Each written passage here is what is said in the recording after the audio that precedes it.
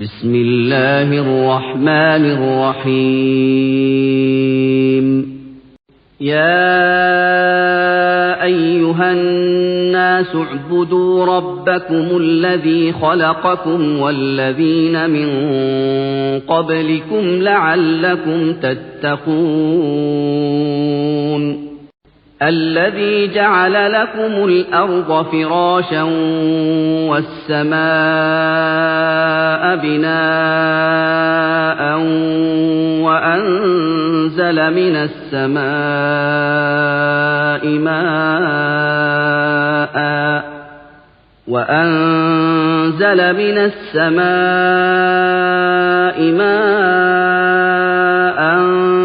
فأخرج به من الثمرات رزقا لكم فلا تجعلوا لله أندادا. السلام عليكم. إن الحمد لله نحمده ونستعينه ونستغفره ونعوذ بالله من شرور أنفسنا وسيئات أعمالنا من يهده الله فلا مضل له ومن يضلل فلا هادي له. أشهد أن لا إله إلا الله وحده لا شريك له وأشهد أن محمدا عبده ورسوله. يا أيها الذين آمنوا اتقوا الله حق تقاته ولا تموتن إلا وأنتم مسلمون. يا أيها الناس اتقوا ربكم الذي خلقكم من نفس واحدة وخلق منها زوجها وبث منهما رجالا كثيرا ونساء فاتقوا الله الذي تساءلون به والأرحام إن الله كان عليكم رقيبا.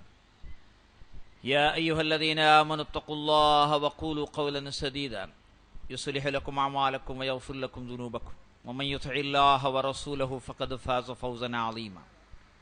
أما بعد فإن أصدق الكلام كلام الله وخير الهدي هدي محمد صلى الله عليه وسلم وشر الأمور محدثاتها وكل محدثة بدعة وكل بدعة ضلالة وكل ضلالة في النار.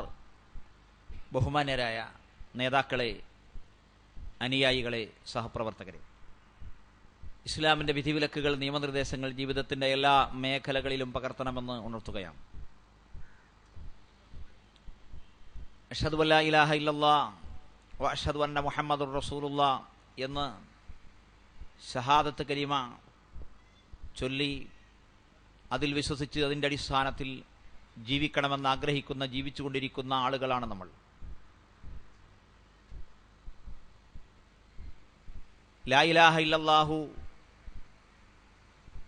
അംഗീകരിച്ചു കഴിഞ്ഞാൽ അള്ളാഹുവിൻ്റെ മഹത്തായ തിരുനാമത്തിൻ്റെ കൂടെ അവൻ ഷഹാദത്ത് കലിമയിൽ ചേർത്തി പറഞ്ഞ മഹാനായ മുഹമ്മദ് നബി സല്ലല്ലാഹു അലൈഹി വസല്ലമയുടെ പേര്, ആ നബി സല്ലല്ലാഹു അലൈഹി വസല്ലമയിൽ വിശ്വസിക്കാത്തവൻ മുസ്ലിമാവുകയില്ല.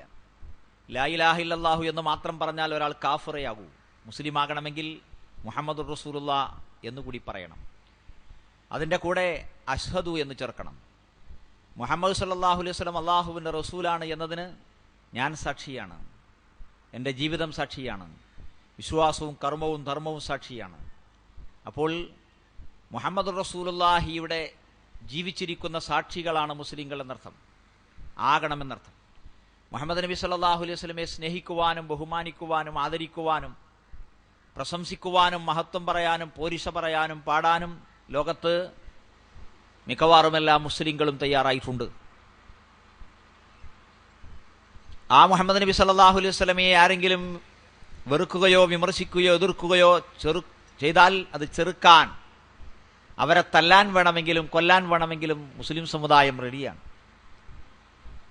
ഒരുപാട് ഒരുപാട് ഒരുപാട് മക്കൾക്ക് മുഹമ്മദ് എന്ന പേരിട്ടിട്ടുണ്ട്. അത് മുഹമ്മദ് എന്ന പേര് ശരിയായ രീതിയിലും അല്ലാത്ത രീതിയിലും ഇട്ടിട്ടുണ്ട്. പല പല ആളുകളും മുഹമ്മദ് എന്നാണ് പറയാറ്. ഷഹാദത്ത് കലിമയിലും ബാങ്കിലും പേര് പറയുന്നിടത്തുമെല്ലാം മുഹമ്മദ് നബി എന്ന് പറയാറുണ്ട്, മുഹമ്മദ് എന്ന്. ശരി, മുഹമ്മദ് നബി സല്ലല്ലാഹു അലൈഹി വസല്ലമയെ സ്നേഹിക്കുകയും ബഹുമാനിക്കുകയും ആദരിക്കുകയും ചെയ്യുന്നവരിൽ എത്ര ആളുകൾ ആ പ്രവാചകനെ അനുസരിക്കുന്നുണ്ട്? ലോകത്തിൻ്റെ നാനാഭാഗങ്ങളിൽ നമസ്കാരവും സക്കാത്തും നോമ്പും ഹജ്ജും ആരാധനകളും അനുഷ്ഠാനങ്ങളും നിർവഹിച്ചുകൊണ്ടിരിക്കുന്നവരിൽ ബഹുഭൂരിഭാഗവും മുഹമ്മദ് നബി സല്ലല്ലാഹു അലൈഹി വസല്ലമയെ അനുസരിക്കാത്തവരാണ്. അള്ളാഹുവിൻ്റെ റസൂൽ സല്ലല്ലാഹു അലൈഹി വസല്ലമയെ അല്ലാഹു സുബ്ഹാനഹു വ തആല അയച്ചത് എന്തിനാ? വമാ അർസൽനാ മിർ റസൂലിൻ ഇല്ലാ ലിയുത്വാഅ ബിഇദ്നില്ലാഹ്. അല്ലാഹുവിന്റെ കൽപ്പന പ്രകാരം അനുസരിക്കപ്പെടാനല്ലാതെ ഒരു പ്രവാചകനെയും അയച്ചിട്ടില്ല. വമൻ യുതിഇർ റസൂല ഫഖദ് അതാ അല്ലാഹ്. ആരാണോ റസൂലിനെ അനുസരിക്കുന്നത് അവൻ അല്ലാഹുവിനെ അനുസരിച്ചവനാണ്. അത്തിയുല്ലാഹ വർ റസൂൽ, അത്തിയുല്ലാഹ വർ റസൂൽ, വമൻ യുതിഇല്ലാഹ വർ റസൂൽ, വമൻ യുതിഇല്ലാഹ വ റസൂലഹു. ഇങ്ങനെ അല്ലാഹുവിനെ അനുസരിക്കണമെന്ന് പറഞ്ഞിടത്തെല്ലാം റസൂലിനെ അനുസരിക്കണമെന്ന് പറഞ്ഞു. അള്ളാഹുവിനെ മാത്രം അനുസരിച്ചാൽ അവന് മുസ്ലിമാകാൻ സാധ്യമല്ല. അള്ളാഹുവിനെ മാത്രം അനുസരിച്ചുകൊണ്ട് ഒരാൾക്കും ഒരു അമലും ഒരു ഇബാദത്തും നിർവഹിക്കാൻ സാധ്യമേ അല്ല. അള്ളാഹുവിനെ അനുസരിക്കണമെങ്കിൽ നബി അനുസരിച്ചേ പറ്റൂ. ഖുൽ ഇൻ കുൻതും തുഹിബ്ബൂനല്ലാഹ ഫത്തബിഊനി. നിങ്ങൾ അള്ളാഹുവിനെ സ്നേഹിക്കുന്നുണ്ടോ എങ്കിൽ എന്നെ പിൻപറ്റണമെന്ന് നബിയെ നിങ്ങൾ പറഞ്ഞു കൊടുക്കണം. അപ്പോൾ അള്ളാഹുവിനെ സ്നേഹിക്കുക എന്ന് പറഞ്ഞാൽ നബിയെ അനുസരിക്കലാണ്. നബിയെ സ്നേഹിക്കുക എന്ന് പറഞ്ഞാൽ എന്താണ്? അത് നബിയെ അനുസരിക്കലാണ്. അപ്പോൾ ഒരാളെ സ്നേഹിക്കുന്നു എന്നതിൻ്റെ അർത്ഥം അയാൾ അനുസരിക്കാൻ തയ്യാറാവുകയാണ്. അതിനാൽ അള്ളാഹുവോട് സ്നേഹമുള്ളവർ, റസൂലിനോട് സ്നേഹമുള്ളവർ അള്ളാഹുവിൻ്റെ കൽപ്പനയും റസൂലിൻ്റെ കൽപ്പനയും അനുസരിക്കുവാൻ ബാധ്യസ്ഥരാണ് എന്നർത്ഥം. ശരി, അള്ളാഹു സുബ്ഹാനഹു വ തആല എന്തിനാണ് മുഹമ്മദ് നബിയെ അയച്ചത്? ദീൻ എന്താണെന്ന് പഠിപ്പിക്കാൻ. ദീൻ എന്താണെന്ന് പഠിപ്പിക്കാൻ. അത് കാണിച്ചു തന്നു, പഠിപ്പിച്ചു തന്നു. അള്ളാഹുവിൻ്റെ റസൂല് പഠിപ്പിക്കാത്ത, കാണിച്ചു തരാത്ത, കേൾപ്പിച്ചു തരാത്ത ഏതെങ്കിലും ഒരു ദീൻ ഉണ്ടോ? ദീനീ കാര്യമുണ്ടോ? ഇല്ല. ദുനിയാവിൻ്റെ കാര്യങ്ങൾ നബി സല്ലല്ലാഹു അലൈഹി വസല്ലമ കാണാത്തതും അറിയാത്തതും ഇഷ്ടം പോലെയുണ്ട്. അൻതും അഅലമു ബി ഉമൂരി ദുനിയാക്കും. നിങ്ങളുടെ ദുനിയാവിൻ്റെ കാര്യങ്ങൾ നിങ്ങൾക്കാണ് കൂടുതൽ അറിയുക എന്ന് റസൂൽ സല്ലല്ലാഹു അലൈഹി വസല്ലം പറഞ്ഞു. മക്കയിലെയും മദീനയിലെയും മനുഷ്യന്മാർ കാർഷിക രംഗത്ത് അവരുടെ ഗവേഷണ പ്രകാരം നടത്തിക്കൊണ്ടിരിക്കുന്ന കാര്യങ്ങൾ കണ്ടിട്ട് നബി സല്ലല്ലാഹു അലൈഹി വസല്ലം ആദ്യം പറഞ്ഞു, ഇതിൽ ഞാൻ നന്മ കാണുന്നില്ല. ആ വർഷം വിളവ് കുറഞ്ഞു. കാരണം അന്വേഷിച്ചപ്പോഴാണ് റസൂലെ അങ്ങയുടെ നിർദ്ദേശപ്രകാരം ഞങ്ങൾ മാറ്റിവെച്ചതാണ്. അപ്പോൾ നബി സല്ലല്ലാഹു അലൈഹി വസല്ലം പറഞ്ഞ എന്താണ്? ഞാൻ നിങ്ങൾക്ക് ദീൻ പഠിപ്പിച്ചു തരാൻ വേണ്ടി വന്നാണ്. നിങ്ങളുടെ ദുനിയാവിൻ്റെ കാര്യങ്ങൾ നിങ്ങൾക്കാണ് കൂടുതൽ അറിയുക എന്ന്. ഇസ്ലാം എന്ന് പറഞ്ഞാൽ ദീനും ദുനിയാവും കൂടിയതാണ് എന്ന് ജമാഅത്തെ ഇസ്ലാമി നമ്മളെ പഠിപ്പിക്കുന്നു. അപ്പോൾ ഇസ്ലാമിൻ്റെ കുറച്ച് കാര്യം എനിക്കറിയൂ, ബാക്കി നിങ്ങൾക്കാണ് അറിയുക എന്നായി ഇതിൻ്റെ അർത്ഥം. അൻതും അഅലമു ബി ഉമൂരി ദുനിയാക്കും എന്ന് പറഞ്ഞാൽ ഇസ്ലാമിൻ്റെ കുറച്ച് കാര്യമായ ദീൻ എനിക്കറിയാം, ഇസ്ലാമിൻ്റെ ബാക്കി കാര്യമായ ദുനിയാവ് നിങ്ങൾക്കാണ് അറിയൂ എന്ന് വന്നു. ഇതിനാണോ അള്ളാഹു റസൂലിനെ അയച്ചത്? അല്ല. പിന്നെയോ ഇസ്ലാം മുഴുവൻ അള്ളാഹുവിൻ്റെ റസൂലിനെ അറിയാവുന്ന പോലെ വേറെ ആർക്കും അറിയില്ല. അനാലമുക്കും വാത്തുക്കാക്കും ഇല്ല. ഞാനാണ് നിങ്ങൾ വെച്ച് ഏറ്റവും വലിയ ആലിം, ഏറ്റവും വലിയ മുത്തഖീം എന്നവിടെ നമ്മളെ പഠിപ്പിച്ചിട്ടുണ്ട്. അപ്പോൾ റസൂൽ സല്ലല്ലാഹു അലൈഹി വസല്ലമ അയക്കപ്പെട്ടത് ഇസ്ലാമിനെ പൂർണ്ണമായി ഇവിടെ അവതരിപ്പിക്കുവാനാണ്. അങ്ങനെ അവിടുന്നെല്ലാം പഠിപ്പിച്ചു കഴിഞ്ഞപ്പോൾ അള്ളാഹു ആയത്തിറക്കി, അൽയൗമ അക്മൽതു ലക്കും ദീനക്കും വഅത്മംതു അലൈക്കും നിഅമതി വറദീതു ലക്കുമുൽ ഇസ്ലാമ ദീനൻ. ഇന്ന് ഞാൻ നിങ്ങളുടെ മതം നിങ്ങൾക്ക് മുഴുവനാക്കി തന്നു, എൻ്റെ അനുഗ്രഹം നിങ്ങൾക്ക് പൂർത്തിയാക്കി തന്നു, ഇസ്ലാമിനെ ഞാൻ നിങ്ങൾക്ക് ദീനായി തൃപ്തിപ്പെട്ടു. ജമാഅത്തെ ഇസ്ലാമി പറയുന്നു ഞങ്ങൾ ദീനായി ഇസ്ലാമിനെ തൃപ്തിപ്പെടൂല. അള്ള പറയാണ് ഞാൻ നിങ്ങൾക്ക് ദീനായി തൃപ്തിപ്പെട്ടു തന്നു. ഞങ്ങൾക്ക് തൃപ്തിയില്ല, ദീനും ദുനിയാവുമായിട്ട് തൃപ്തിപ്പെടുകയുള്ളൂ. നോക്കൂ കഷ്ടം. അള്ളാഹു പറഞ്ഞത് ശരിക്കനുസരിക്കാൻ, റസൂല് പറഞ്ഞത് ശരിക്ക് സ്വീകരിക്കുവാനുള്ള സൗഭാഗ്യം അവരുടെ നാവുകൾക്കും അവരുടെ കൽബുകൾക്കും അവരുടെ തലച്ചോറുകൾക്കും കിട്ടിയില്ല. ഇസ്ലാം ദീനാണ് അല്ലേ? റളീതു ബില്ലാഹി റബ്ബൻ വബിൽ ഇസ്ലാമി ദീനൻ വബി മുഹമ്മദിൻ നബിയ്യൻ. എല്ലാ ദിവസവും രാവിലെയും വൈകുന്നേരം ചെല്ലണം. എല്ലാ ബാങ്ക് വിളി കേട്ടാലും നമ്മൾ ചെല്ലണം. ഇസ്ലാമിനെ ദീനായി, അള്ളാഹുവിനെ റബ്ബായി, മുഹമ്മദിനെ നബിയായി ഞാനിതാ തൃപ്തിപ്പെട്ടിരിക്കുന്നു. ഇസ്ലാമിനെ ദീനായി. അപ്പോൾ ഇസ്ലാമിൻ്റെ മുഴുവൻ കാര്യങ്ങളും പഠിപ്പിച്ചു തരാനാണ് അള്ളാഹു റസൂലിനെ അയച്ചത്. ആ റസൂലിനെ അനുസരിക്കണം, ആദരിക്കണം, ബഹുമാനിക്കണം. ഓരോ പ്രവാചകന്മാരെയും അയച്ചിട്ട് അവർ വന്ന് പറഞ്ഞ കാര്യം എന്താണ്? അത് ഈ അടിസ്ഥാനപരമായ രണ്ട് കാര്യങ്ങളാണ്. അനിഅ്ബുദുല്ലാഹ വത്തഖൂഹു വഅതിഊൻ. അനിഅ്ബുദുല്ലാഹ, നിങ്ങളെ ഇബാദത്ത് അല്ലാഹു കൊടുക്കണം. വത്തഖൂഹു, തഖ്വ അല്ലാഹുവിനോട് കാണിക്കണം. വഅതിഊൻ, അനുസരണം എനിക്കും തരണം. ഇബാദത്തും ഇതാഅത്തും തമ്മിലുള്ള വ്യത്യാസം അതാണ്. അള്ളാഹു അല്ലാത്തവർക്ക് ഇബാദത്ത് ചെയ്താൽ കാഫിർ, മുശ്രിക്. അള്ളാഹു അല്ലാത്തവരെ അനുസരിച്ചാൽ, മുഹമ്മദ് നബി അനുസരിച്ചാൽ ഒരു മുസ്ലിം. മുഹമ്മദ് നബി അനുസരിച്ചില്ലെങ്കിലോ കാഫിർ. മുഹമ്മദ് നബിക്ക് ഇബാദത്ത് എടുത്താലോ കാഫിർ. ഇതാ വ്യത്യാസം. അപ്പോൾ അനിഅ്ബുദുല്ലാഹ, അള്ളാഹുവിനെ ഇബാദത്ത് ചെയ്യുക. വത്തഖൂഹു, അള്ളാഹുവോട് തഖ്വ കാണിക്കുക. വഅതിഊൻ, അനുസരണം എനിക്കും തരണം. ഇതാണ് നൂഹ് അലൈഹി സ്വലാത്തു വസ്സലാമിന്റെ പ്രഖ്യാപനം. സൂറത്ത് നൂഹിൽ നമുക്കത് കാണാൻ സാധിക്കും. അപ്പോൾ അള്ളാഹുവിനെ അനുസരിക്കണമെന്ന് പറയുമ്പോൾ അതിന്റെ പ്രധാന ഭാഗമാണ് റസൂലിനെ അനുസരിക്കൽ. റസൂൽ സല്ലല്ലാഹു അലൈഹി വസല്ലമയെ ഏതൊക്കെ കാര്യങ്ങളിലാണ് അനുസരിക്കേണ്ടത്? സ്വർഗത്തിലേക്ക് അടുപ്പിക്കുന്ന, നരകത്തിനകത്തുന്ന എല്ലാ കാര്യങ്ങളിലും. ഇല്ലേ? ബദർ യുദ്ധം നടക്കുമ്പോൾ ഇവിടെ നിൽക്കണോ, നമ്മൾ അങ്ങോട്ട് പോകണോ, ചർച്ച വന്നു.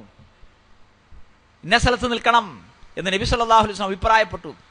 അതുപോലെ ഉഹദ് യുദ്ധത്തിലും പല സന്ദർഭങ്ങളിലും കാണാൻ സാധിക്കും. അപ്പോൾ സഹാബത്ത് ചോദിക്കുകയാണ്, അള്ളാഹുവിന്റെ റസൂലെ, അള്ളാഹുവിന്റെ കൽപ്പന പ്രകാരമാണോ അതല്ല അങ്ങയുടെ അഭിപ്രായമാണോ? എൻ്റെ അഭിപ്രായമാണ്. ഓക്കെ, എങ്കിൽ ഈ സ്ഥലമല്ല നല്ലത്, വേറെ സ്ഥലമാണ്, അനുസരിക്കുന്നു. അള്ളാഹു പറഞ്ഞതാണോ, അതിൽ വ്യത്യാസമില്ല. അപ്പോൾ വ്യക്തിപരമായ അഭിപ്രായങ്ങളിൽ, ഭൗതികമായ അഭിപ്രായങ്ങളിൽ സഹാബത്ത് സ്വാതന്ത്ര്യം കാണിക്കുന്നു. നബി സല്ലല്ലാഹു അലൈഹി വസല്ലം സ്വാതന്ത്ര്യം അനുവദിച്ചു കൊടുക്കുന്നു.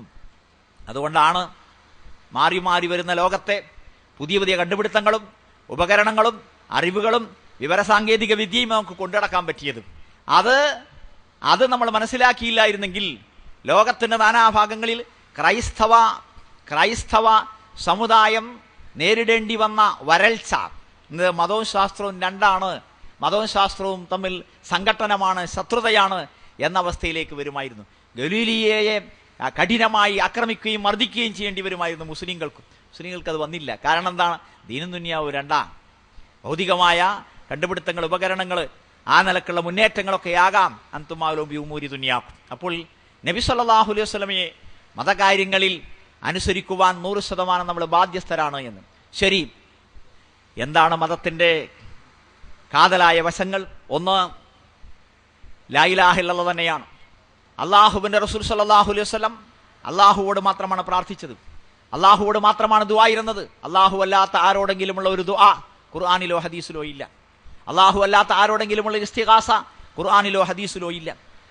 ഉണരുന്നത് മുതൽ ഉറങ്ങുന്നത് വരെയും, ജനനം മുതൽ മരണം വരെയും, ഇരുത്തത്തിലും നടത്തത്തിലും കിടത്തത്തിലും ഉറക്കത്തിലും ഉണർച്ചയിലും, യുദ്ധത്തിലും സന്ധിയിലും സമാധാനത്തിലും കച്ചവടത്തിലും കൃഷിയിലും ഏർപ്പാടിലും ഇടപെടലിലും വ്യക്തി ജീവിതത്തിലും സാമൂഹിക ജീവിതത്തിലും രാഷ്ട്രീയ ജീവിതത്തിലും എല്ലാം ആവശ്യമായ മുഴുവൻ ദിക്റുകളും ദുആകളും പഠിപ്പിച്ചു തന്നിട്ടുണ്ട്. എല്ലാം അള്ളാഹുവോടുള്ളതാണ്. റബ്ബി, റബ്ബന, അല്ലാഹുമ്മ എന്നിങ്ങനെയാണ്, അല്ലേ? അതുകൊണ്ട് മുഹമ്മദ് നബി സല്ലല്ലാഹു അലൈഹി വസല്ലമയെ സ്നേഹിക്കുന്നവർ അള്ളാഹുവോട് മാത്രമേ പ്രാർത്ഥിക്കാൻ പറ്റൂ. അള്ളാഹു അല്ലാത്തവരോട് ദ്വാരക്കരുത്, ഇസ്തിഗാസ ചെയ്യരുത്. അതുപോലെ തൗഹീദിന്റെ അടിസ്ഥാനപരമായ തൗഹീദിന്റെ വശങ്ങൾ കഴിഞ്ഞാൽ നമസ്കാരമാണ്. നബി സല്ലല്ലാഹു അലൈഹി വസല്ലമ ജനിച്ച് ജീവിച്ചിരുന്ന കാലഘട്ടത്തിൽ അവിടെ പലതരത്തിലുള്ള നമസ്കാരങ്ങൾ നടക്കുന്നുണ്ട്. അതൊന്നും അള്ളാഹുവിന്റെ ജിബ്രീൽ മുഖേന പഠിപ്പിക്കപ്പെട്ടതല്ല. ഒമാക്കാന സ്വലാത്തുഹും ഇൻദൽ ബൈത്തി ഇല്ലാ മുഖാഅം വതസ്ദിയ, കൈകെട്ടും ചൂളം വിളിയും.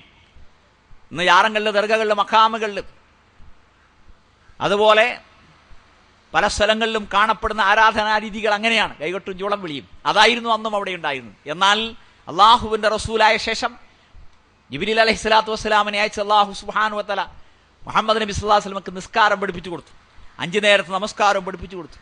എന്നിട്ട് അവിടുന്ന് സഹാബത്തിന് പഠിപ്പിച്ചു കൊടുത്തു.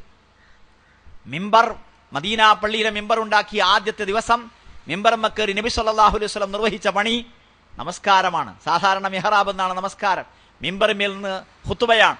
എന്നാൽ മിമ്പറിന്മേൽ കയറി അവിടുന്ന് നമസ്കാരം നിർവഹിച്ചു. സുജൂദ് ചെയ്യാൻ വേണ്ടി നിലത്തിറങ്ങി, നിലത്ത് സുജൂദ് ചെയ്തു. നമസ്കാരം കഴിഞ്ഞിട്ട് നബി സല്ലല്ലാഹു അലൈഹി വസല്ലം പറഞ്ഞു, യാ യുഹന്നാസ്, മനുഷ്യരെ ഇന്നമാ സനഉതു ഹാദാ, ഞാൻ ഇത് ചെയ്തത് ലിതഅ്തമു ബി, നിങ്ങൾ എന്നെ പിൻപറ്റാൻ വേണ്ടിയാണ്. വലിതഅല്ലമു സ്വലാത്തി, നിങ്ങൾ എന്റെ നമസ്കാരം പഠിക്കാൻ വേണ്ടിയാണ്. അവിടുന്ന് പറഞ്ഞു, സല്ലു കമാ റഅയ്തുമുനി ഉസല്ലി, ഞാൻ എങ്ങനെ നമസ്കരിച്ചു എന്ന് നിങ്ങൾ കണ്ടുവോ, അങ്ങനെ നിങ്ങൾ നമസ്കരിക്കുവിൻ. അപ്പോൾ ഒരുപാട് ആരാധനാ കർമ്മങ്ങളുണ്ട്. ആ ആരാധനകൾക്കൊക്കെ നമ്മുടെ ലോകത്തിന്റെ നാനാഭാഗങ്ങളിൽ ഒരുപാട് ക്രമങ്ങളുണ്ട്. ഷാഫി, ഹനഫി, ഹംബലി, മാലിക്കി, മൗദൂദി, സുറൂറി തരത്തിലുള്ള പല രീതികളും. മഹലിലെ കാളിയാർ എങ്ങനെയാണോ, മോലിയാർ എങ്ങനെയാണോ, മുസ്ലിയാർ എങ്ങനെയാണോ, മൊല്ലാക്ക എങ്ങനെയാണോ, മുക്രി എങ്ങനെയാണോ, അങ്ങനെ നമസ്കരിക്കുന്നവരുണ്ട്. പള്ളിക്കമ്മിറ്റിയുടെ ഇഷ്ടപ്രകാരം നമസ്കരിക്കുന്നുണ്ട്. പൊന്നാനിയിലെ ഒരു ചങ്ങാതി ജമാഅത്തുകാരൻ നെഞ്ഞത്ത് കൈകെട്ടി നമസ്കരിച്ചിരുന്നു. അയാൾക്ക് തിരുവനന്തപുരത്ത് ജോലി കിട്ടി. ആ തിരുവനന്തപുരത്തിൽ പള്ളിക്കമ്മിറ്റി പറയുന്നത് പൊക്കിളുമ കൈകെട്ടണം എന്നാ, നേരെ നോൺ സ്റ്റോപ്പ്, നെഞ്ഞത്ത് നേരെ പൊക്കിളുമലക്ക്. മനസ്സിലായില്ലേ? എന്താ കാരണം? 1000 രൂപ അധികം.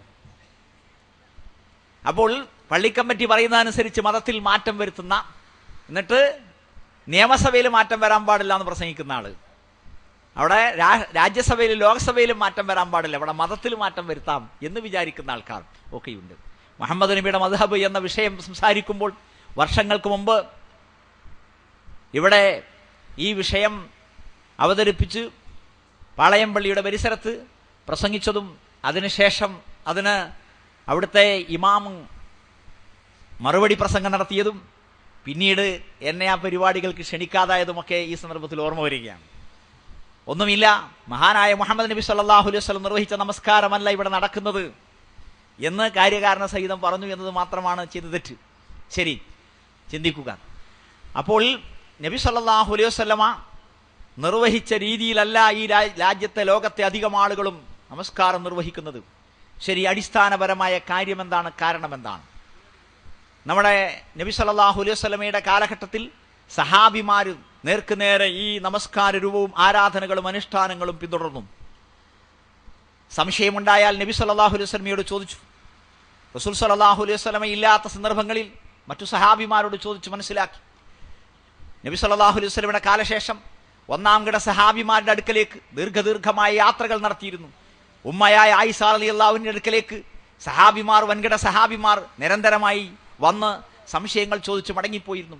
അങ്ങനെ ലോകത്തിന്റെ നാനാഭാഗങ്ങളിലേക്ക് സഹാബിമാർ ഇസ്ലാമിക പ്രബോധനവുമായി ബന്ധപ്പെട്ട് നീങ്ങി. വർഷങ്ങൾ കടന്നുപോയി. നബി സല്ലല്ലാഹു അലൈഹി വസല്ലമയുടെ സുന്നത്ത് നേരിട്ട് കണ്ട് മനസ്സിലാക്കിയിരുന്ന, ജീവിതചര്യ നേരിട്ട് കണ്ട് മനസ്സിലാക്കിയിരുന്ന സഹാബിമാർ ഓരോന്നോരോന്നായി വഫാത്തായി പോയി. വർഷങ്ങൾ കഴിഞ്ഞപ്പോൾ അടുത്ത തലമുറ വന്നു. താബീകളും താബീകളും വന്നു.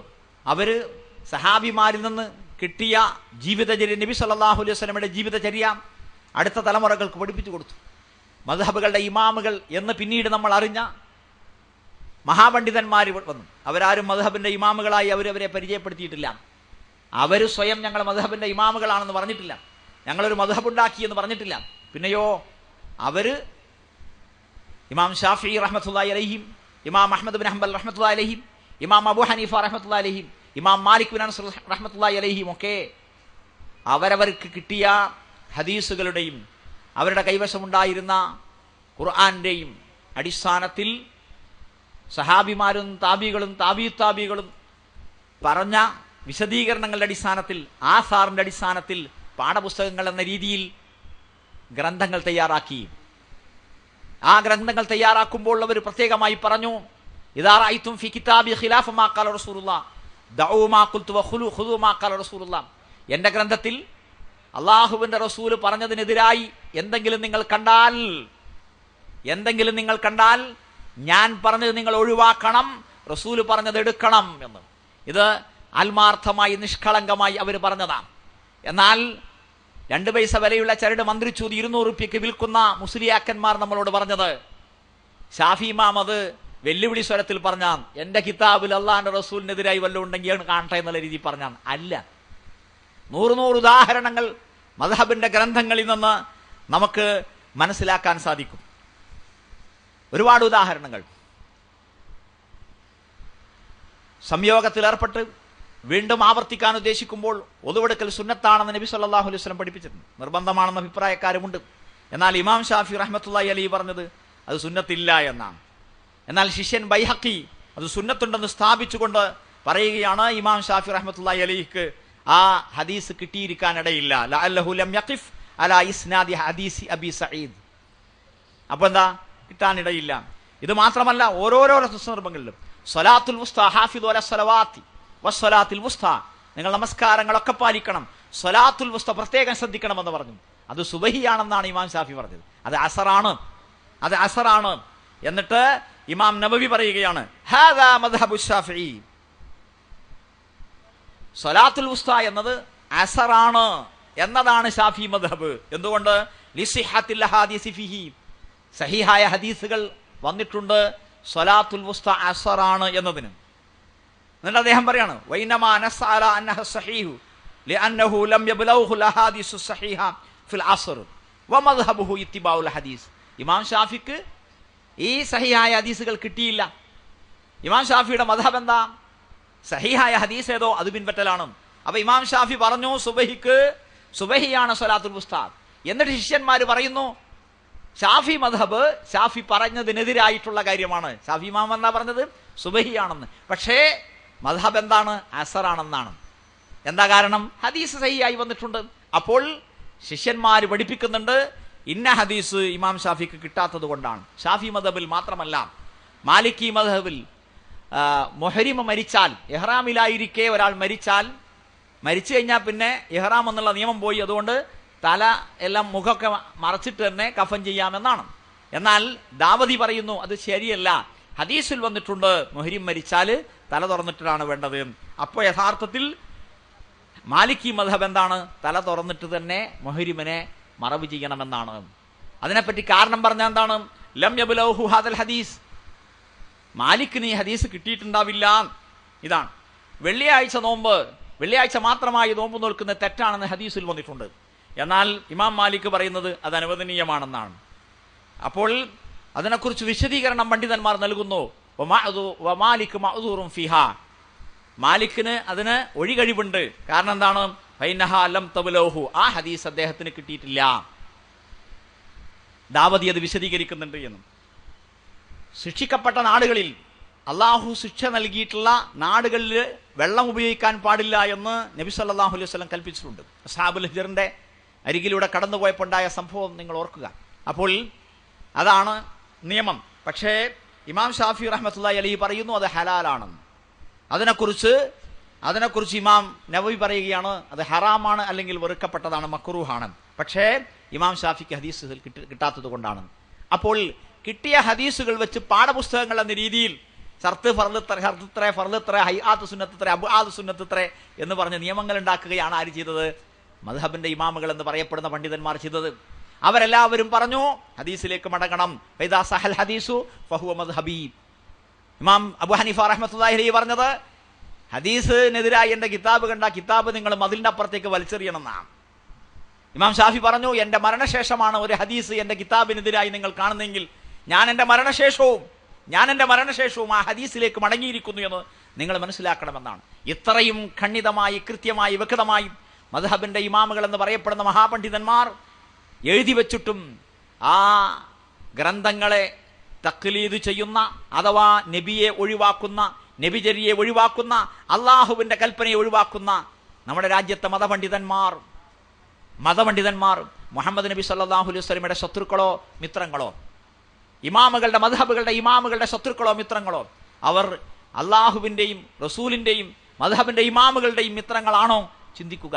അല്ല എന്നതാണ് വസ്തുത. കാരണം നബി സല്ലല്ലാഹു അലൈഹി വസല്ലം പറഞ്ഞ് ഞാൻ എങ്ങനെ നമസ്കരിച്ചു നിങ്ങൾ കണ്ടുവോ അങ്ങനെ നിങ്ങൾ നമസ്കരിക്കണമെന്നാണ്. ഇമാമുകൾ പറഞ്ഞതും ഹദീസിലേക്ക് മടങ്ങണമെന്നാണ്. ഇമാമുകളുടെ ശിഷ്യന്മാർ പറഞ്ഞു മടങ്ങണമെന്ന്. അടുത്ത യന്ത്രിയാപത്രത്തിലും നിങ്ങൾ കണ്ടു 10 ലക്ഷം ഹദീസ് മനപ്പാടമാക്കിയ ആളാണ് ഇമാം ഷാഫി. അദ്ദേഹം ഈ ഹദീസുകൾ കാണാതിരിക്കോ? ഏതാനും ഹദീസുകൾ മാത്രം കണ്ട പിൽക്കാല പണ്ഡിതന്മാരുടെ വാക്ക് എടുക്കാൻ വേണ്ടി 10 ലക്ഷം ഹദീസ് കണ്ട ഇമാം ഷാഫിയെ ഒഴിവാക്കുകയാണോ എന്ന്. ഇങ്ങനെയുള്ള വിഡ്ഢിത്തങ്ങളാണ് ആധുനിക മുസ്ലിയാക്കന്മാർ എഴുന്നള്ളിച്ചുകൊണ്ടിരിക്കുന്നത്. 10 ലക്ഷം ഹദീസ് ഇമാം ഷാഫിക്ക് കിട്ടി എന്ന് ആരാ പറഞ്ഞത്? ഓരോ കെട്ടുകഥകളും കള്ളക്കഥകളും സമൂഹത്തിൽ പ്രചരിച്ചു കൊണ്ടിരിക്കുകയാണ്. ജീവിച്ചിരിക്കുന്ന കാലത്ത് സുബഹിക്ക് കുനൂത്ത് സുന്നത്താണെന്ന് പറഞ്ഞു ഇമാം ഷാഫി അല്ലേ? മരിച്ചുപോയ അബൂ ഹനീഫ റഹ്മത്തുള്ളാഹി അലൈഹി പറഞ്ഞത് സുബഹിക്ക് കുനൂത്ത് സുന്നത്ത് ഇല്ല എന്നാ. എന്നിട്ട് ഇമാം ഷാഫിയെ പറ്റി ഒരു കെട്ടുകഥ ജമാഅത്തുകാരും പിന്നെ ഔലിംഗഞ്ഞി ഐക്യത്തിന്റെ ആൾക്കാരും ഒക്കെ പ്രചരിപ്പിച്ചുകൊണ്ടിരിക്കുന്നു. എന്താണ്? അബൂ ഹനീഫ റഹ്മത്തുള്ളാഹി അലൈഹിയെ കബറടക്കിയ പള്ളിയിൽ ചെന്ന് അബൂ ഹനീഫയുടെ ഖബർ സിയാറത്തിന് വേണ്ടി പോയതാണ്. അന്ന് രാത്രി അവിടെ തങ്ങി. പിറ്റേന്ന് സുബഹിസ്കരിച്ചപ്പോൾ ഇമാം ഷാഫി കുനൂത്ത് ഓതിയില്ല. നോക്കി നിങ്ങൾ, അബൂ ഹനീഫ എന്ന മഹാനായ പണ്ഡിതന്റെ ആശയം നിലവിലുണ്ടായിട്ട് സുബഹിക്ക് കുനൂത്ത് സുന്നത്തില്ല എന്ന ആശയം, അദ്ദേഹത്തിന്റെ വാദം നിലവിലുണ്ടായിട്ട് അതിനെതിരായി സുബഹിക്ക് കുനൂത്ത് സുന്നത്തുണ്ട് എന്നാണ് തനിക്ക് മനസ്സിലായത് എന്ന നിലക്ക് പറഞ്ഞ ഇമാം ഷാഫി ആ മയ്യത്തിനെ പേടിച്ചിട്ട് കുനൂത്ത് ഒഴിവാക്കി എന്ന് പറഞ്ഞാൽ എന്താ കഥ? യഥാർത്ഥത്തിൽ നബി സല്ലല്ലാഹു അലൈഹി വസല്ലം സുബഹിക്ക് മാത്രമായി കുനൂത്ത് ഓതിയിട്ടില്ല. അബൂ താരിഖ് അൽ-അസ്ജഈ റഹ്മത്തുള്ളാഹി അലൈഹി തന്റെ പിതാവിനോട്, സഹാബിയോട് ചോദിക്കുകയാണ്, അഫകാനു യഖ്നുതൂന ഫിൽ ഫജ്രി, അവരാരെങ്കിലും സുബഹി കുനൂത്ത് ഓതിയിരുന്നോ? അപ്പോൾ നസായി 1082 ഹദീസിൽ നിങ്ങൾക്ക് കാണാം, ഇന്നഹാ ബിദ്അത്തുൻ, അത് ബിദ്അത്താണ്. ആരാ പറയുന്നത്? സഹാബിയാണ്. നമ്മളെ ആളുകൾക്കല്ലേ ഭയം? നബി സല്ലല്ലാഹു അലൈഹി വസല്ലമയുടെ സഹാബിമാർ പറയുന്നത് ബിദ്അത്താണ്. അവരാരും സുബൈക്കുന്ന് തോതിയിട്ടില്ല. നബി മാത്രമല്ല 4 ഖലീഫമാരും അവരാരും സുബൈക്കുന്ന് തോതിയിട്ടില്ല.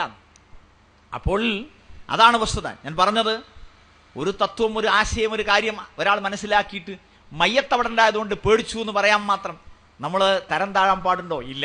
ചുരുക്കത്തിൽ ഇമാമുകളെല്ലാവരും വ്യക്തമായ ഒരു കാര്യം പറഞ്ഞു, സഹീഹായ ഹദീസ് കണ്ടാൽ അതിലേക്ക് മടങ്ങണം എന്ന്. അപ്പോൾ മദ്ഹബിൽ അങ്ങനെയുണ്ട് എന്നതിൻ്റെ പേരിൽ, ഗ്രന്ഥങ്ങളിൽ അങ്ങനെയുണ്ട് എന്നതിൻ്റെ പേരിൽ അത് പിൻപറ്റുക എന്നതല്ല നമ്മുടെ കടമ.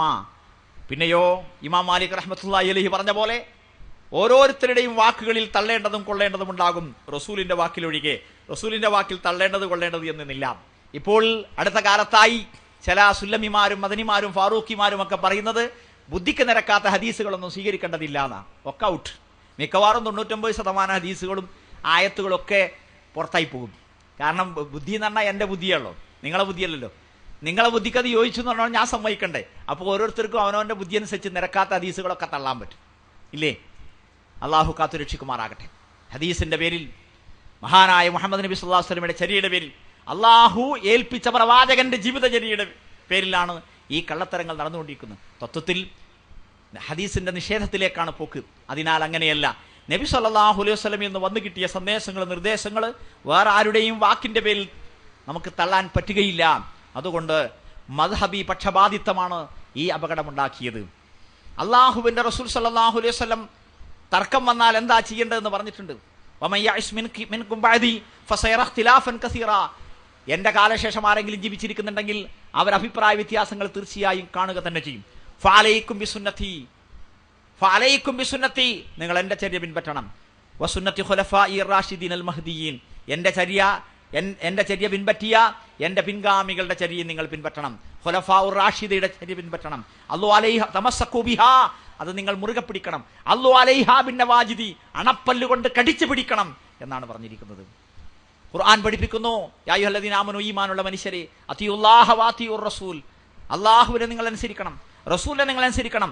വൗലിൽ അംരി മിൻകും, നിങ്ങളുടെ കൈകാര്യകർത്താക്കളെ നിങ്ങൾ അനുസരിക്കണം. 3 കൂട്ടർ അല്ലേ? അല്ലാഹു, റസൂല്, കൈകാര്യകർത്താക്കൾ. ശരി, ഇനിയോ ഫൈൻ തനാസഅതും ഫീ ശൈഇൻ, ഏതെങ്കിലും ഒരു കാര്യത്തിൽ നിങ്ങൾ അഭിപ്രായ വ്യത്യാസത്തിലായാൽ ഫറദ്ദൂഹു, നിങ്ങൾ ആ അഭിപ്രായ വ്യത്യാസത്തെ മടക്കണം. ഇലല്ലാഹി, അല്ലാഹുവിലേക്ക്. പിന്നെയോ റസൂൽ, റസൂലിലേക്ക്, അല്ലാഹുവിലേക്കും റസൂലിലേക്കും മടക്കണം.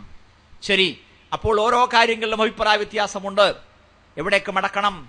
അല്ലാഹു എന്ത് പറഞ്ഞു, റസൂൽ എന്ത് പറഞ്ഞു, അതിലേക്ക് മടക്കണം എന്ന്. അപ്പോൾ അല്ലാഹും റസൂലും എന്താണോ പറഞ്ഞത് അങ്ങോട്ടാണ് തിരിച്ചു പോകേണ്ടത് എന്ന്. അപ്പോൾ നമ്മുടെ റഫറൻസ് ഖുർആനും സുന്നത്തുമാണ് എന്ന്, അല്ലേ? ഖുർആനും സുന്നത്തുമാണ് എന്ന്. ഖുർആനും സുന്നത്തിനും എന്തർത്ഥം, ആശയം കൊടുക്കണം. അടുത്ത കാലങ്ങളിലായി ഡിക്ഷണറി നോക്കി, നിഘണ്ടു നോക്കി ആയത്തിനും ഹദീസിനും അർത്ഥവും ആശയവും പറയുന്ന പ്രവണത കൂടിക്കൂടി വരികയാണ്.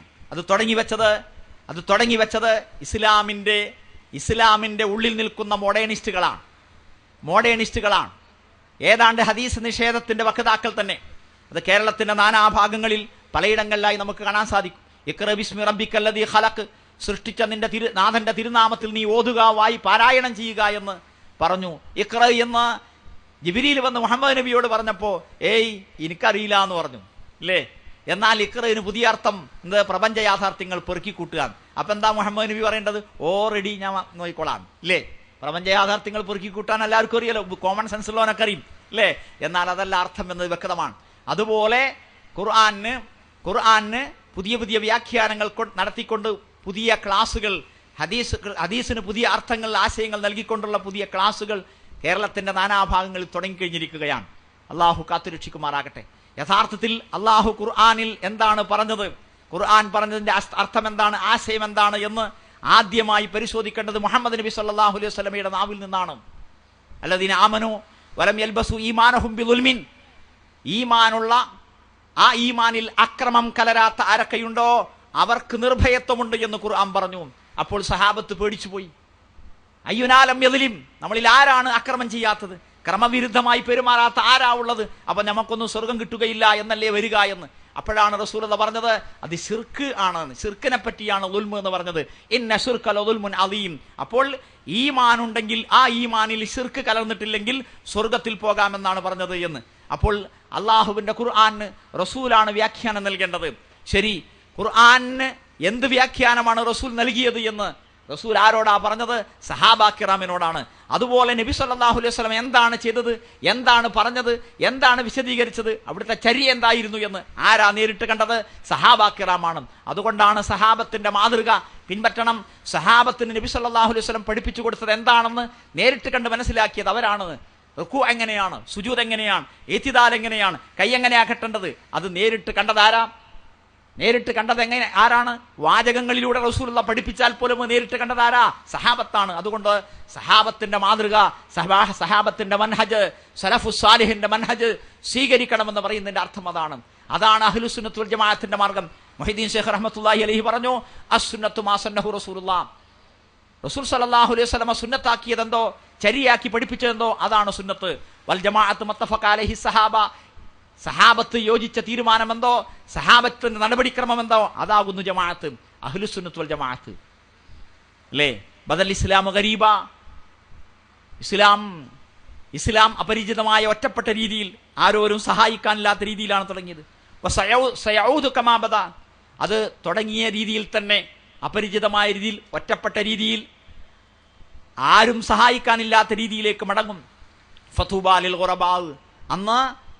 അന്ന് ഒരു വിഭാഗം ആളുകൾ, ഏതാനും ആളുകൾ, ആരും കൂടുതൽ അറിയാത്ത ആളുകൾ ഉണ്ടാകും, അവർക്ക് മംഗളം.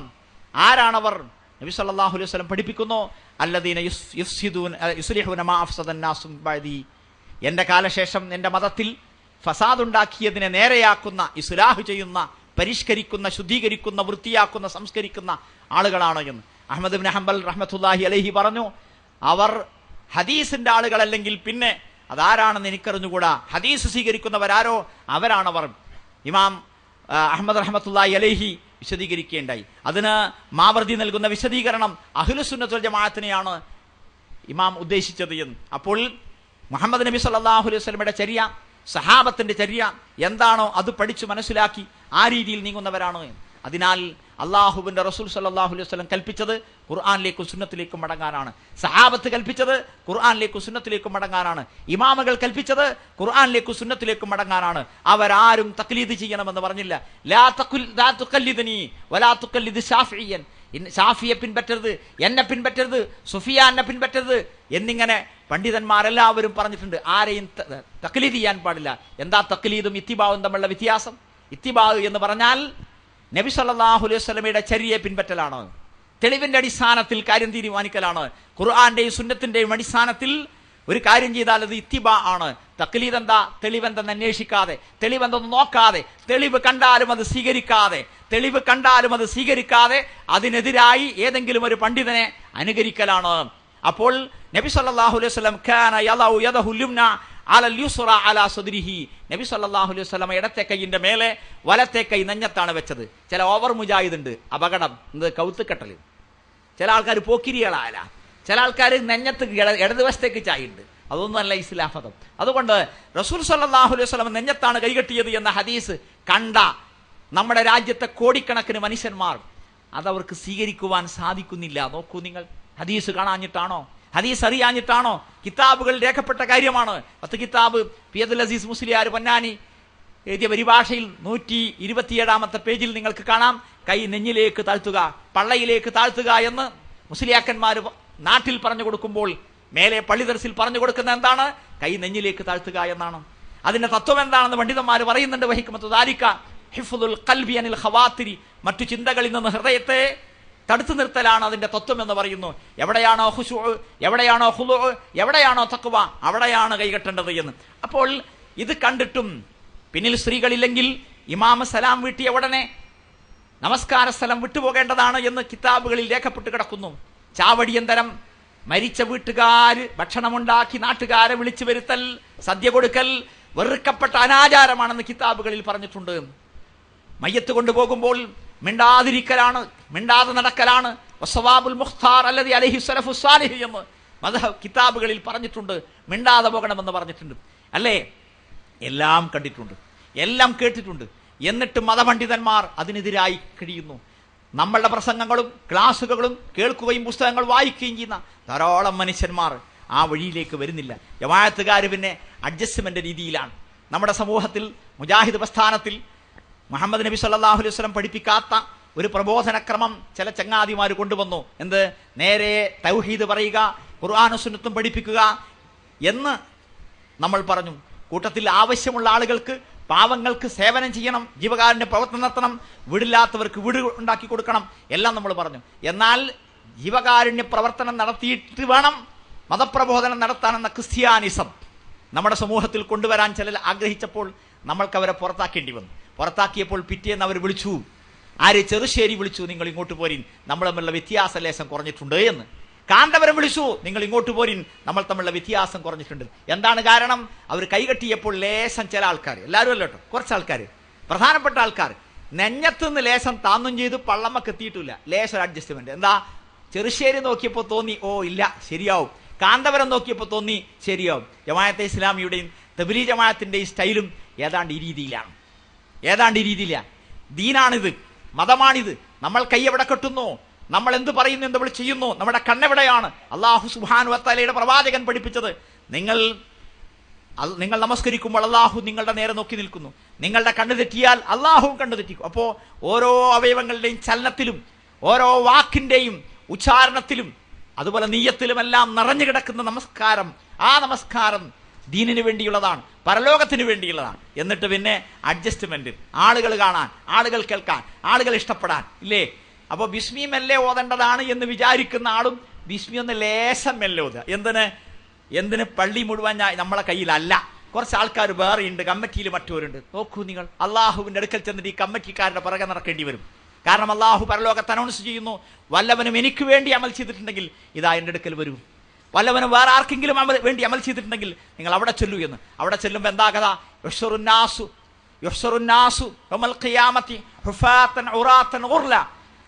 നഗ്നരായി, തുണിയെടുക്കാത്തവരായി, ചെരുപ്പിടാത്തവരായി ആയിട്ടാണ് പരലോകത്തിയല്ല. അവരുടെ കയ്യിൽ കാശൊന്നും ഉണ്ടാവില്ല. പടച്ചതമ്പുരാന്റെ കയ്യിൽ സ്വർഗമുണ്ട്. അതുകൊണ്ട് പരലോകത്തിന് വേണ്ടി മാത്രമാകണം. മാതൃകയാകാൻ വേണ്ടി നമ്മളൊരു പണിയെടുക്കേണ്ടതില്ല, മാതൃകയാകാൻ വേണ്ടി നമ്മളൊരു ഇബാദത്തും ചെയ്യേണ്ടതില്ല. മാതൃകയാകുന്ന വിധത്തിൽ ചെയ്യണം. മാതൃകയാകാൻ വേണ്ടിയാകരുത്, പിന്നെയോ അള്ളാഹുവിങ്കൽ കൂലി കിട്ടാൻ വേണ്ടിയാകണം.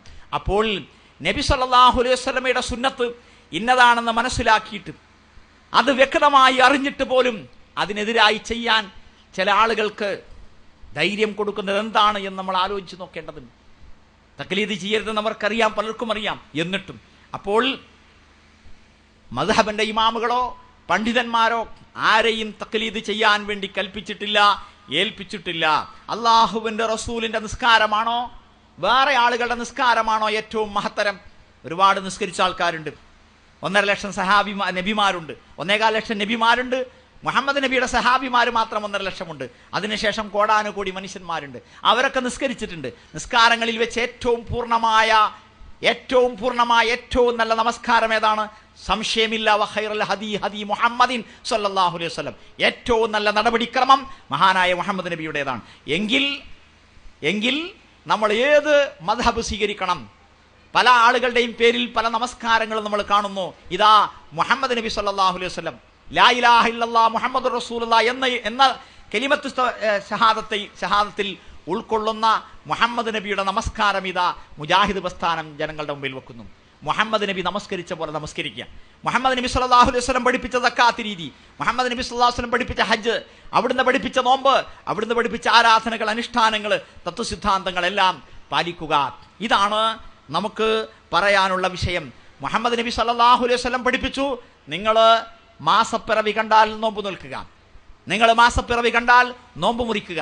നോക്കൂ, ഈ പ്രാവശ്യത്തെ പെരുന്നാൾ വെള്ളിയാഴ്ചയായിരുന്നു, വ്യാഴാഴ്ച റമളാൻ 30 നമ്മുടെ നാട്ടിൽ ശബാബ് വിതരണം ചെയ്യുന്ന ആളുകളുടെ വലിയ വലിയ സംസ്ഥാന നേതാക്കന്മാർ, പണ്ഡിത സഭകളുടെ നേതാക്കന്മാർ വ്യാഴാഴ്ച നേരം വെളുത്തപ്പോൾ പള്ളിയിൽ വന്നിട്ട് പറഞ്ഞു, എനിക്ക് നോമ്പില്ല, എൻ്റെ മനസ്സ് നോമ്പ് നോൽക്കാൻ അനുവദിക്കുന്നില്ല, എന്നാ അവർ പറഞ്ഞോ? ഇല്ല. ജനലക്ഷങ്ങളെ, അവരെ പിറകിൽ 80% ആൾക്കാരുണ്ടല്ലോ, ആ 80% വരുന്ന ജനലക്ഷങ്ങളെ വഞ്ചിച്ചുകൊണ്ട് അവർ നോമ്പ് മുറിച്ചു. വ്യാഴാഴ്ച നോമ്പ് മുറിച്ചു. ആർക്ക് വേണ്ടി? ആർക്ക് വേണ്ടിയാണ്? അല്ല പറഞ്ഞതാണോ? അല്ല പറഞ്ഞതാണോ? അല്ല. റസൂല് പറഞ്ഞതാണോ? അല്ല. അത് ഹിജറ ഹിലാൽ കമ്മിറ്റിയുടെ വാചകമാണോ? വേറെ ആരുടെങ്കിലും വാചകമാണോ? ഏതായിരുന്നാലും അള്ളാഹുവാകുന്ന അവലംബം വിട്ടാൽ, റസൂലാകുന്ന അവലംബം വിട്ടാൽ, ആ മഹജ്ജത്തുൻ ബൈളാ തറക്തുക്കും അലാ മഹജ്ജത്തിൻ ബൈളാ, വ്യക്തമായ വെളുത്ത തെളിവ് നിറഞ്ഞ പാതയിൽ ഇതാ ഞാൻ നിങ്ങളെ വിട്ടേച്ചു പോകുന്നു എന്ന് റസൂലുള്ള പറഞ്ഞു. അള്ളാന്റെ റസൂൽ നമ്മളെ വിടവാങ്ങുമ്പോൾ വളരെ സമാധാനത്തിലെല്ലാം വളരെ കൃത്യമായ ഒരു പാത വെട്ടിത്തെളിയിച്ചിട്ടാണ് പോയത്. അതങ്ങ് വിട്ടുകഴിഞ്ഞാൽ പിന്നെ എവിടെയാ എത്തുകയെന്നറിയില്ല. നോക്കൂ നിങ്ങൾ, വ്യാഴാഴ്ച നോമ്പ് ഒഴിവാക്കുക. അപ്പോൾ വ്യാഴാഴ്ച നോമ്പ് ഒഴിവാക്കി എന്തുകൊണ്ടാണ്? വ്യാഴാഴ്ച നോമ്പ് ഹറാമായതുകൊണ്ട് അല്ലേ? അസുഖമായിട്ടല്ല. എന്താണ് അത്? ശവ്വാൽ 1 എന്നാ ജനങ്ങളോട് പറയണ്ടേ? സംവിധാനങ്ങളില്ലേ? നോമ്പ് ബുധനാഴ്ച കൂടി അവസാനിച്ചു, വ്യാഴാഴ്ച പെരുന്നാളെന്ന് പറയണ്ടേ? അതിനുള്ള നട്ടല്, അതിനുള്ള തന്റെ ഇടമുണ്ടായില്ല. എന്നാൽ പിന്നെ അത് സ്വകാര്യമാക്കി വെക്കുകയും ചെയ്തു. ഈ ദുര്യോഗം എന്തുകൊണ്ട് വന്നു? അള്ളാഹുവിന്റെ റസൂല് പഠിപ്പിച്ച തത്വസിദ്ധാന്തങ്ങളിൽ നിന്നും അകന്നു. ഉസൂലിൽ തന്നെ പിഴക്കുകയാണ്, അസലിൽ തന്നെ പിഴക്കുകയാണ്. അടിസ്ഥാന ശാസ്ത്രങ്ങൾ, ഹദീസിന്റെ അടിസ്ഥാന ശാസ്ത്രം, ഖുർആന്റെ അടിസ്ഥാന ശാസ്ത്രം, ഇതിലെല്ലാം പെശക് പറ്റി തുടങ്ങുകയാണ്. അല്ലാതെ ചില്ലറ അഭിപ്രായ വ്യത്യാസങ്ങളല്ല ഉള്ളത്. എങ്ങനെ അള്ളാഹുവിന്റെ റസൂലിന്റെ കൽപ്പനകൾ പാലിക്കണം, മാനിക്കണം എന്ന് മനസ്സിലാക്കുന്ന വിഷയത്തിലാണ് ഇത്. അപ്പോൾ മോഡേണിസത്തിന്റെ വക്താക്കൾ, മോഡേൺ ഏജ് സൊസൈറ്റിയുടെ വക്താക്കൾ, അവരൊക്കെ പുതിയ പ്രസിഡന്റുമാരും സെക്രട്ടറിമാരുമായി വരുന്നുണ്ട്. നമുക്ക് ആലോചിച്ച് നോക്കണം. പുതിയ ചിന്താഗതികൾ എവിടെയാണ് പുതിയ പ്രഭാതം, എവിടെയാണ് മാറ്റം? ആ മാറ്റമുള്ള നേതാക്കന്മാരെ പ്രസിഡന്റുമാരും സെക്രട്ടറിമാരുമാക്കി വെക്കുന്ന രീതിയാണ് നമ്മൾ കാണുന്നത്. ഇവിടെ നമ്മുടെ കടമ വ്യക്തമാണ്. എന്താണെന്നറിയോ? നബിദിന സമ്മേളനം നടക്കുകയാണെങ്കിൽ രാഷ്ട്രീയ, സാമൂഹ്യ, സാംസ്കാരിക നായകന്മാർ മുഴുവൻ അണിനിരക്കും. ഒരു നബിദിന വിരുദ്ധ സമ്മേളനമാണെങ്കിലോ, മുഹമ്മദ് നബിയുടെ ജന്മദിനം ആഘോഷിക്കൽ അള്ളാന്റെ റസൂലിന്റെ പരിപാടിയല്ല, സഹാബത്തിന്റെ പരിപാടിയല്ല, താബികളുടെയും താബികളുടെയും പരിപാടിയല്ല എന്ന് പറയാൻ വേണ്ടി ഒരു വിശദീകരണ യോഗം വെച്ചാലോ ഈ നേതാക്കന്മാരെ ഒന്നും വിളിച്ചാൽ കിട്ടൂല. നോക്കൂ നിങ്ങൾ, ജനലക്ഷങ്ങളെ അഭിസംബോധന ചെയ്ത് സംസാരിക്കുവാൻ അവസരം ലഭിക്കുമ്പോൾ തബ്ലീഗ് ജമാഅത്തുകാരുടെ സമ്മേളനത്തിൽ ലക്ഷക്കണക്കിന് ആളുകൾ ഉണ്ടാകാറുണ്ട്. അവരുടെ കിതാബുകളിലെ എല്ലാ വാചകങ്ങളും വായിക്കും. ചെറുതും വലുതുമായ കാര്യങ്ങളും ഇല്ലാത്ത പൊള്ളക്കഥകളും കെട്ടുകഥകളും ഒക്കെ വായിക്കും. ഇല്ലേ? ഇന്ന ആളിങ്ങനെ പറഞ്ഞിട്ടുണ്ട്, ഇന്ന ഷെയ്ഖ് പറഞ്ഞതായിട്ട് നമുക്ക് കാണാൻ കഴിയുന്നത് അതിന്റെ ആശയത്തിന്റെ ആശയം എന്നൊക്കെ പറയും. എന്നാൽ ആ പണ്ഡിതന്മാർക്കും അള്ളാന്റെ റസൂൽ ഇങ്ങനെയാണ് നിസ്കരിച്ചത്, അള്ളാന്റെ റസൂൽ ഇങ്ങനെയാ നമസ്കരിച്ചത് എന്ന് പറയാൻ സാധിക്കുന്നില്ല. റസൂലിന്റെ തലേക്കെട്ടിനെ പറ്റി പറയാൻ സാധിക്കുന്നുണ്ട്, റസൂലിന്റെ താടിയെ പറ്റി പറയാൻ സാധിക്കുന്നുണ്ട്, റസൂലിന്റെ ഭക്ഷണ രീതിയെ പറ്റി പറയാൻ സാധിക്കുന്നുണ്ട്, വടിച്ചു തുടച്ചു തിന്നാൻ പഠിപ്പിക്കുന്നുണ്ട്, കൈ നക്കി തുടക്കാൻ പഠിപ്പിക്കുന്നുണ്ട്. നല്ല നല്ല കാര്യങ്ങൾ തന്നെയാണ്. പക്ഷേ അടിസ്ഥാനപരമായ അള്ളാഹുവിനെ മാത്രമേ വിളിച്ചു പ്രാർത്ഥിക്കാവൂ. പറയൂ, ഞാൻ റബ്ബിനോട് മാത്രമേ ദുആ ചെയ്യുകയുള്ളൂ. വലാ ഉശ്രികു ബിഹി അഹദ, അവനിൽ ഞാൻ ആരെയും പങ്കുചേർക്കുകയില്ല എന്ന് വെട്ടിത്തുറന്ന് പറയാൻ തബ്ലീഗ് ജമാഅത്തിന്റെ നേതാക്കന്മാർക്ക്, അനുയായികൾക്ക്, പ്രസംഗകന്മാർക്ക് സാധിക്കുന്നില്ല. നോക്കണം നിങ്ങൾ. അതുപോലെ സല്ലു കമാ റഅയ്തുമുനി ഉസല്ലി, ഞാൻ അങ്ങനെ നമസ്കരിച്ചു നിങ്ങൾ കണ്ടുവോ, അങ്ങനെ നിങ്ങൾ നമസ്കരിക്കുവിൻ എന്ന് പറയാൻ സാധിക്കുന്നില്ല. ജമാഅത്തെ ഇസ്ലാമി കുറച്ച് ഒരു 5-8 കൊല്ലം മുമ്പ് വരെ തറാവിഹ് 11 തന്നെയാണ് എന്ന് കുറച്ചും കൂടി ഉറപ്പിച്ചു പറഞ്ഞിരുന്നു. എന്നാൽ 5 കൊല്ലത്തിനിടയിൽ നമ്മൾ കാണുന്നത് അവിടെ ഒരു പതർച്ചയാണ്, അല്ലേ? ശബാബ് വിതരണം ചെയ്യുന്ന ചങ്ങാതിമാര് പറഞ്ഞ എന്താണ്? എണ്ണം ഇത്രയെന്ന് നബി സല്ലല്ലാഹു അലൈഹി വസല്ലം കൃത്യമായി പറഞ്ഞിട്ടില്ലാത്ത ഒരു നമസ്കാരത്തെ പറ്റി വ്യത്യസ്തമായ എണ്ണങ്ങൾ സ്വീകരിക്കുന്നത് വലിയ കുറ്റമൊന്നുമല്ല. നമ്മൾ വിചാരിക്കുക അത് പ്രബോധനത്തിലെ വാചകമാണ്. അല്ല കൂട്ടരെ, അത് ശബാബിലെ വാചകമാണ്, അല്ലേ? എന്തുകൊണ്ട് ഇങ്ങനെ സംഭവിച്ചു? നമുക്കൊരു കാര്യം മാത്രം പറഞ്ഞാൽ മതിയല്ലോ, റസൂൽ ഇങ്ങനെയാണ് നമസ്കരിച്ചത്, അങ്ങനെയാണ് നമ്മൾ നമസ്കരിക്കേണ്ടത്, അങ്ങനെ അതിലപ്പുറം നമ്മൾ നമസ്കരിക്കാൻ പറ്റുകയില്ല എന്നല്ലേ നമ്മൾ പറയേണ്ടത്. അപ്പോൾ നമുക്കത് പറയാനുള്ള സൗഭാഗ്യം, തൗഫീഖ് അള്ളാഹു ഇപ്പോൾ തന്നിരിക്കുന്നു എന്ന് പറയാൻ കാരണം മുഹമ്മദ് നബി സല്ലല്ലാഹു അലൈഹി വസല്ലം വഫാത്തായത് മുതൽ ഇതുവരെയുള്ള ഈ 14 നൂറ്റാണ്ടിനെ പറ്റി നിങ്ങൾ ആലോചിക്കുക. ഈ സരണിയിൽ, ഈ മാർഗത്തിൽ ഖുർആനും സുന്നത്തും അനുസരിച്ച് ജീവിച്ചിരുന്ന മനുഷ്യന്മാർ തന്നെയാണ് വഴിമാറിപ്പോയത്. ഷിയാ, ഖവാരിജ്, മുഅ്തസിലത്ത്, ജഹ്മിയത്ത്, ഖദരിയത്ത്, ഇസ്മായിലിയത്ത്, ബാത്തിനിയത്ത്, ലാഹിരിയത്ത് തുടങ്ങി ഒരുപാട് പ്രസ്ഥാനങ്ങൾ, ഇന്ന് വരെയുള്ള പ്രസ്ഥാനങ്ങൾ നോക്കുക. ഖുർആനും സുന്നത്തുമാണ് അവർ കൈകാര്യം ചെയ്തിരുന്നത്. അവർ ശിർക്ക് ചെയ്തിരുന്നവരല്ല. പലരും ആണോ? മിക്കവരും ശിർക്കിലേക്ക് പോയവരല്ല, ബിദ്അത്തിലേക്ക് പോയവരായിരുന്നില്ല. എന്നിട്ട് ഏറ്റവും വലിയ ബിദ്അത്ത്, ഏറ്റവും വലിയ ശിർക്ക് അവരിലേക്ക് കടന്നു വന്നു. അതുകൊണ്ട് നമ്മുടെ നാവിലോ, നമ്മുടെ പ്രവൃത്തിയിലോ, നമ്മുടെ കൽബിലോ, നമ്മുടെ തലച്ചോറിലോ ഈ നബി സല്ലല്ലാഹു അലൈഹി വസല്ലമയുടെ മാർഗത്തിന് അപ്പുറത്തേക്ക് ഒരു മാറ്റം, ഒരു തിരുത്തൽ വരാനിടയാവരുത്. നബി സല്ലല്ലാഹു അലൈഹി വസല്ലമയുടെ മാർഗത്തെ സ്നേഹിക്കുക, അവിടുത്തെ ചര്യയെ സ്നേഹിക്കുക. അതിൻ്റെ ഭാഗമാണ് ദിക്റുകൾ, ദുആകൾ. എന്തൊക്കെ ദിക്റുകളുണ്ടോ, എന്തൊക്കെ ദുആകളുണ്ടോ അതെല്ലാം എടുക്കുക. കഴിയുന്നത്ര സുന്നത്ത് നമസ്കാരങ്ങൾ നിർവഹിക്കുക, കഴിയുന്നത്ര സുന്നത്ത് നോമ്പുകൾ അനുഷ്ഠിക്കുക. എല്ലാ തിങ്കളാഴ്ചയും, എല്ലാ വ്യാഴാഴ്ചയും, എല്ലാ അറബി മാസം 13, 14, 15, ശവ്വാൽ 2 മുതൽ 7 വരെയും, അതുപോലെ ആശൂറ, താസുആ, മുഹറം 9, 10, അതുപോലെ ദുൽഹജ്ജ് 9, അറഫ നോമ്പ് എല്ലാം എടുക്കുക. നോക്കൂ, സംശയങ്ങളുടെ നൂലാമാലകൾ, തെറ്റിദ്ധാരണകൾ, നിഷേധങ്ങൾ വളരെ വ്യാപകമായി വന്നുകൊണ്ടിരിക്കുന്നു. ലൈലത്തുൽ ഖദർ ഇല്ല, അതൊക്കെ കഴിഞ്ഞു പോയി. പേരോട് പറയുന്ന മാതിരി തന്നെ എന്ത് അള്ളാഹ്ക്ക് ഇറങ്ങലും കയറലാണോ പണിയും. അതേമാതിരി തന്നെ ലൈലത്തുൽ ഖദറിനെ പറ്റി ഇവിടെ ലൈലത്തുൽ ഖദർ ഇന്ന്, അവിടെ ലൈലത്തുൽ ഖദർ നാളെ, അള്ളാഹ് വഴങ്ങിയാലോ? അള്ളാഹുവിനെ പറ്റി മനസ്സിലാക്കിയില്ല. ജമാഅത്തെ ഇസ്ലാമിയെ പറ്റി, മൗദൂദിയെ പറ്റി അബുൽ ഹസൻ നിധി പറഞ്ഞു, ഒമാ ഖദറുല്ലാഹ ഹഖ ഖദരിഹി, അള്ളാഹുവിനെ അവർ കണക്കാക്കേണ്ട വിധം കണക്കാക്കിയില്ല. ലൈലത്തുൽ ഖദറിനെ പറ്റിയും ലൈലത്തുൽ ഖദർ മലക്കുകൾ ഇറങ്ങുന്നതിനെ പറ്റിയും ഒക്കെ കളിയാക്കുന്ന വിധത്തിലാണ് ഇപ്പോൾ മതപണ്ഡിതന്മാർ സംസാരിച്ചു കൊണ്ടിരിക്കുന്നത്. അതുകൊണ്ട് മുഹമ്മദ് നബി സല്ലല്ലാഹു അലൈഹി വസല്ലം മാർഗത്തിൽ ഉറച്ചു നിൽക്കുവാൻ നമുക്ക് കൂടുതൽ കടപ്പാട് വന്നിരിക്കുകയാണ്. എല്ലാത്തിനെയും നിഷേധിക്കുന്ന ഒരു സ്വഭാവത്തിലേക്ക് വന്നുകൊണ്ടിരിക്കുന്നു നമ്മുടെ ചുറ്റുവട്ടത്തുമുള്ള പണ്ഡിതന്മാർ. അപ്പോൾ നമ്മൾ കൂടുതൽ ജാഗ്രത പാലിക്കണം, സുന്നത്തുകൾ എന്താണെന്ന് മനസ്സിലാക്കണം. നമ്മുടെ പരലോകം ഭദ്രമാകാൻ വേണ്ടി, അള്ളാഹു നമുക്ക് പുറത്തു തരാൻ വേണ്ടി, അബദ്ധങ്ങളും തെറ്റുകുറ്റങ്ങളും മാപ്പാക്കി തരാൻ വേണ്ടി, അവൻ സ്വർഗത്തിൽ ഇരിപ്പിടം തരാൻ വേണ്ടി ആ റസൂലിന്റെ ചര്യകൾ കൂടുതൽ പകർത്തി പുലർത്തി മുന്നോട്ട് നീങ്ങുക. അള്ളാഹു സുബ്ഹാനഹു വ തആല നമുക്കതിന് തൗഫീഖ് നൽകുമാറാകട്ടെ. അള്ളാഹുവേ, ഇരുലോകത്തും ഞങ്ങളെ നീ അനുഗ്രഹിക്കുമാറാകണം. കൂടുതൽ അമലുകളും ഇബാദത്തുകളും ചെയ്ത് സ്വർഗത്തിൽ റസൂൽ സല്ലല്ലാഹു അലൈഹി വസല്ലമയുടെ കൂടെ കഴിയുവാൻ ഞങ്ങൾക്ക് നീ തൗഫീഖ് നൽകണമേ. മുതിർന്നവരെ ബഹുമാനിക്കുവാനും ഇളയവരെ ലാളിക്കുവാനും ഞങ്ങൾക്ക് നീ തൗഫീഖ് നൽകുമാറാകണം. മാതാപിതാക്കളെയും വല്യപ്പമാരെയും വല്യമ്മമാരെയും പരിപാലിക്കുവാനും വാത്സല്യം കാണിക്കുവാനും പരിഗണിക്കുവാനും അള്ളാഹുവേ ഞങ്ങൾക്ക് നീ തൗഫീഖ് നൽകുമാറാകണമേ. കൂടുതൽ നല്ല കാര്യം ചെയ്യാൻ ഞങ്ങളെ നീ അനുഗ്രഹിക്കുമാറാകണമേ.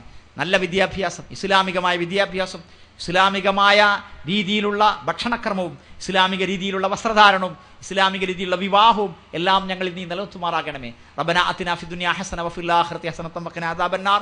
വൽഹംദുലില്ലാഹി റബ്ബിൽ ആലമീൻ. അസ്സലാമു അലൈക്കും. മുഹമ്മദ് നബിയുടെ മദ്ഹബ് എന്ന വിഷയം അവതരിപ്പിച്ച സുഹൈർ ചുങ്കത്തറയ്ക്ക് നന്ദി.